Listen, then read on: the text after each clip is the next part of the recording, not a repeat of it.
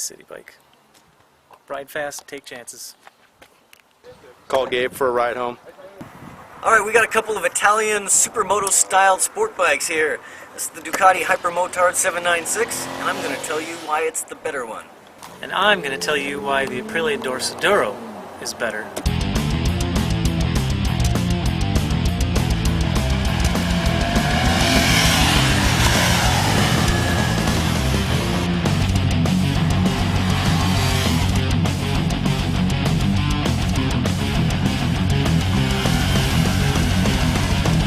For starters, in Little Pete's opinion here, this is an edgier bike.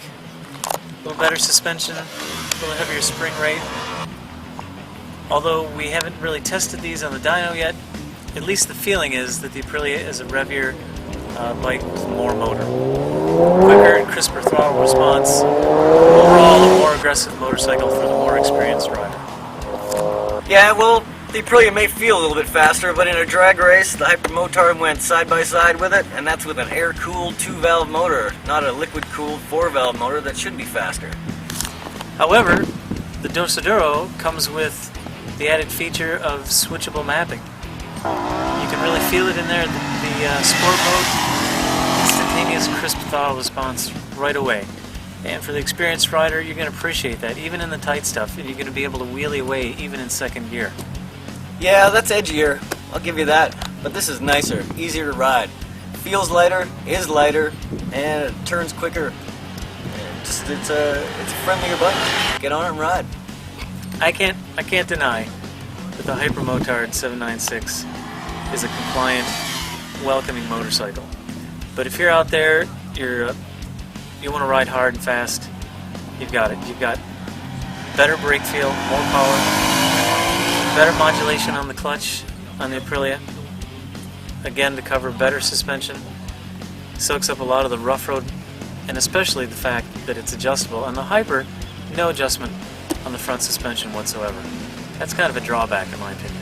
Yeah, whatever. The suspension may be a little softer on the Hypermotard, but that makes it really easy to soak up the bumps on the street. If you're slow, bumps that make you flinch on a normal street bike, you just ride over them on this thing and it sucks them up. Plus, you've got aluminum single-sided swing arm that shows off this trick wheel really nice. And clutch feel, a smaller friction zone, but probably half the clutch lever pull of the Aprilia, and a built-in slipper clutch, which the Aprilia wishes it had. But who needs a built-in slipper clutch? You just hammer a few gears down and let the back end swing out like the Reuben Chouse that you want to be.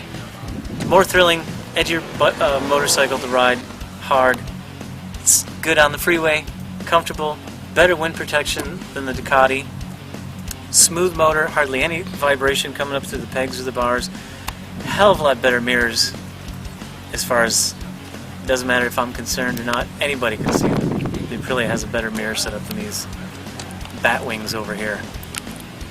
Yeah, well, these bat wings, look, we got signals built into the handguards, and if it's too wide, you just flick them in like that, like I did several times today when I was splitting lanes in traffic.